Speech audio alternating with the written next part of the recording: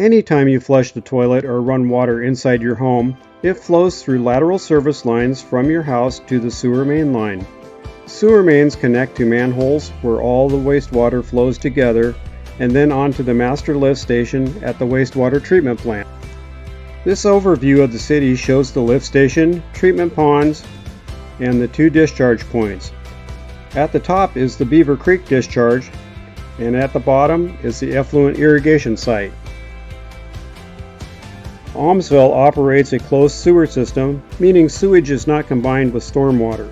The city maintains 14 miles of sewer mains. Sewer pipes are made of concrete or PVC and have gaskets that prevent sewage from seeping out. One of the escalating issues the city must address is the infiltration of stormwater into the sewer system. The city must be vigilant on making repairs of failing gaskets and cracks in pipes and manhole structures, not only to keep sewage from seeping out, but also to keep groundwater or stormwater from entering the sewer mains. A normal flow rate of sewage is around 300,000 gallons per day. However, during heavy rain events, this can increase to over 2 million gallons per day. Groundwater that winds up in the sewer system has to be treated along with the wastewater, resulting in higher volume flow and additional cost to the city. The city operates under a National Pollution Discharge Elimination System (NPDES) permit issued by the Environmental Protection Agency and DEQ. These agencies are directing the city to comply with the Federal Clean Water Act. Though there are several treatment issues that need to be addressed, the ammonia standard cannot be met with a lagoon treatment system. Currently, we are under a Mutual Agreement Order, an MAO, with a timeline to bring our system into compliance. A mechanical treatment plant can process ammonia and clean the water more effectively than our lagoon system. Our lagoon system cannot and never will be able to meet the current DEQ standards for ammonia discharge. Welcome to our wastewater video. My name is Steve Osley, and I'm the Public Works Director for the City of Aumsville. The purpose of this video is to give you a better understanding of our current system and the future improvements that are necessary for the health and well-being of our community and the environment. We will also show you a comparison to another wastewater treatment plant nearby. Please come along and let's have a look.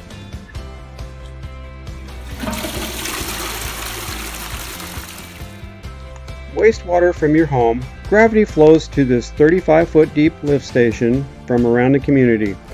Gravity allows the sewage to flow to this well, which represents the lowest point in our sewer system. The wastewater is pumped up to the headworks where the treatment process begins. The next stage is the headworks. It consists of a screen, partial flume, and a composite sampler. Treatment begins at this screen by removing rags, clothing, hygiene products, and other garbage that can't be biologically broken down. In this video, you can see some of those items. Once removed, the items are sent to a drop box to be picked up and disposed of by our garbage provider. There are only 3 things that should be flushed down the toilet, and those are number 1, number 2, and toilet paper. Here is a list of items not to flush. These items can clog the system or upset the natural balance of the process and can cause costly repairs or adjustments to the treatment system. The composite sampler takes small samples at set intervals over a 24-hour period to be analyzed for the volume of waste material in the water. The partial flume is a metering device that measures flow into the wastewater treatment plant. After this measurement, the water equally flows into Lagoons 1 and 2, where most of the treatment takes place. The samples and flow measurements help us to calculate the number of pounds of waste matter that comes into the treatment plant every day, and also the number of pounds of waste that is discharged. For example, on a typical day, 700 to 1,000 pounds of waste matter comes to the treatment plant, and we discharge about 30 to 50 pounds of treated waste. Our lagoon system typically removes between 90 and 95% of the solid waste material before we discharge it into Beaver Creek. The lagoon system was installed in Aumsville in 1960 with just cells 1 and 2. With the population less than 500 people, this system was adequate for the time. It was also a time when DEQ requirements were less stringent and land was more available. By 1985, the city deemed it necessary to add cells 3 and 4 in order to keep up with the flow volume.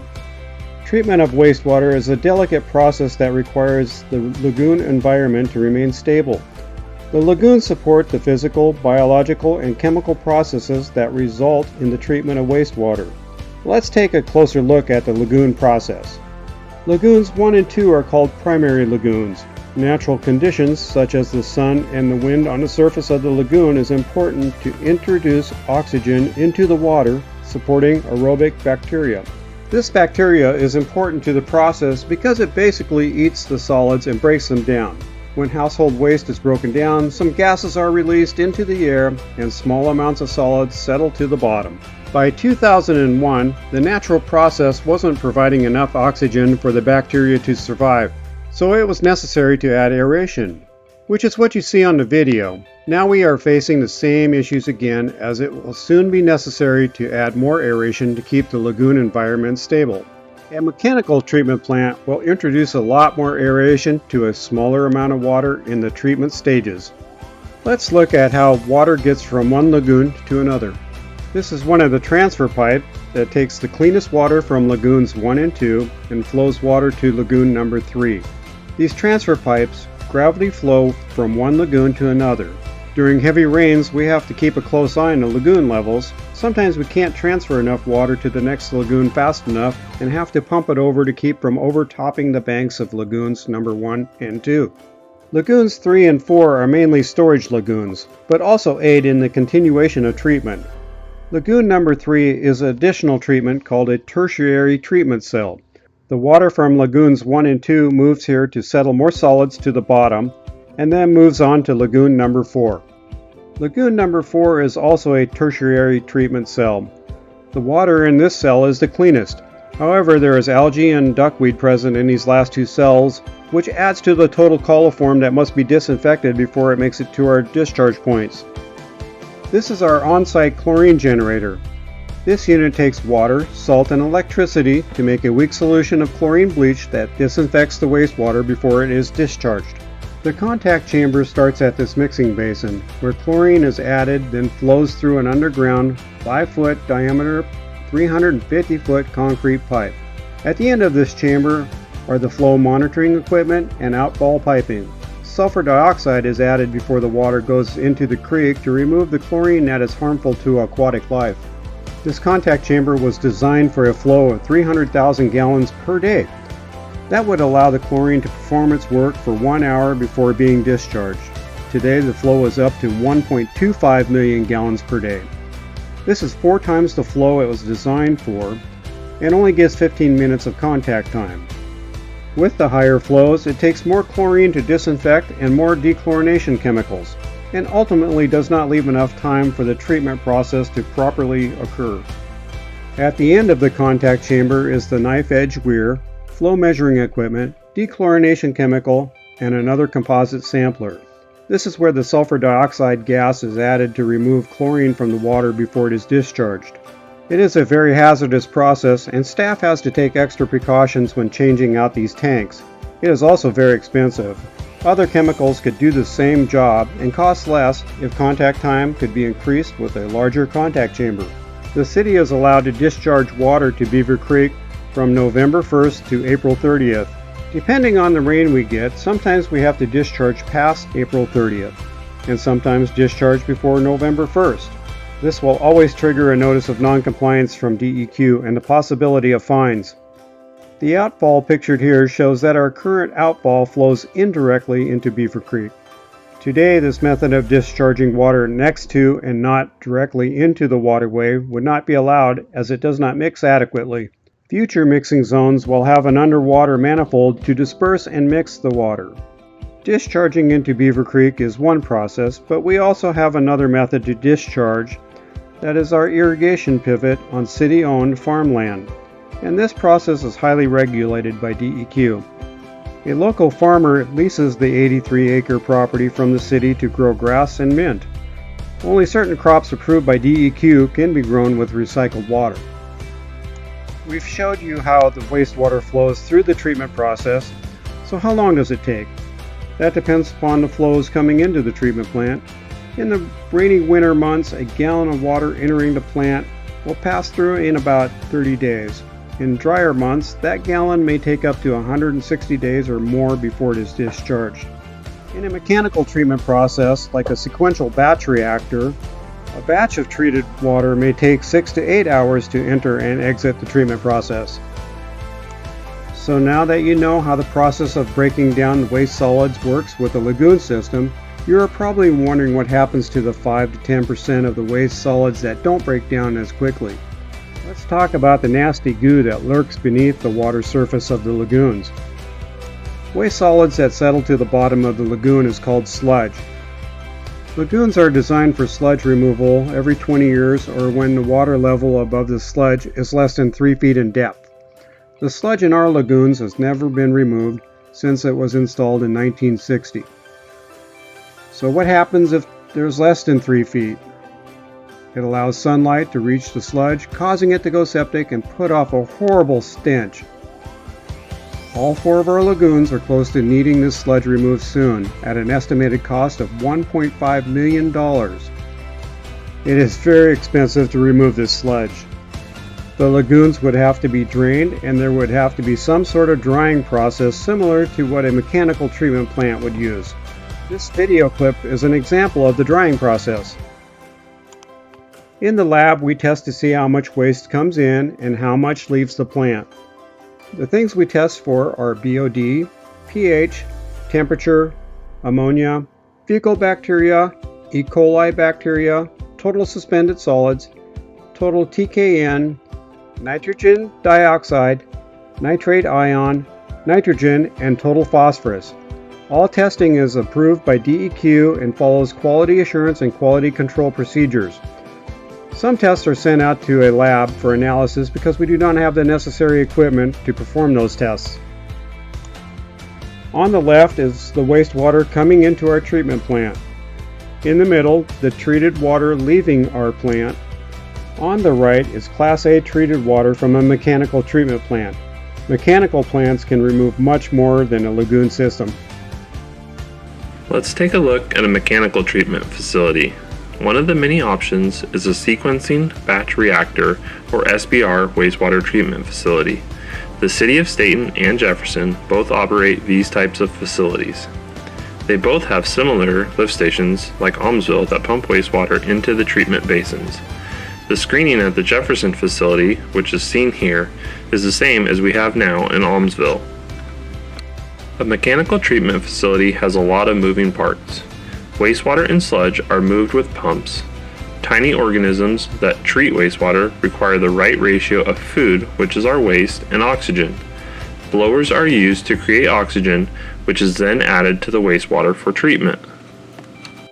This is Jefferson's generator.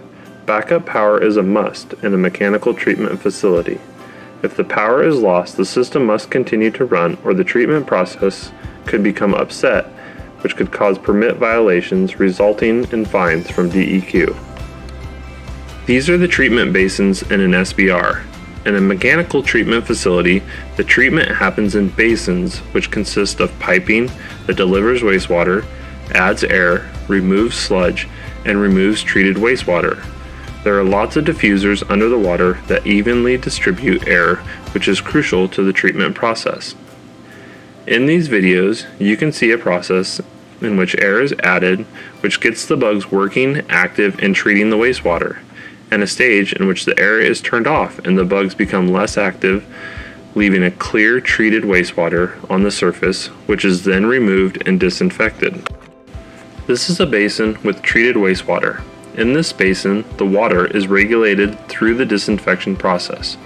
A mechanical treatment facility often creates a better effluent. This allows the facility to use disinfection equipment like ultraviolet light, or UV. Chlorine, like what is used in Aumsville, requires additional chemicals to be added to remove the chlorine before it enters a creek or river. That is not needed with UV, as there are no residual, just disinfected water. Sludge is pumped from the treatment basins and into a digester so that it can be neutralized and safely disposed of.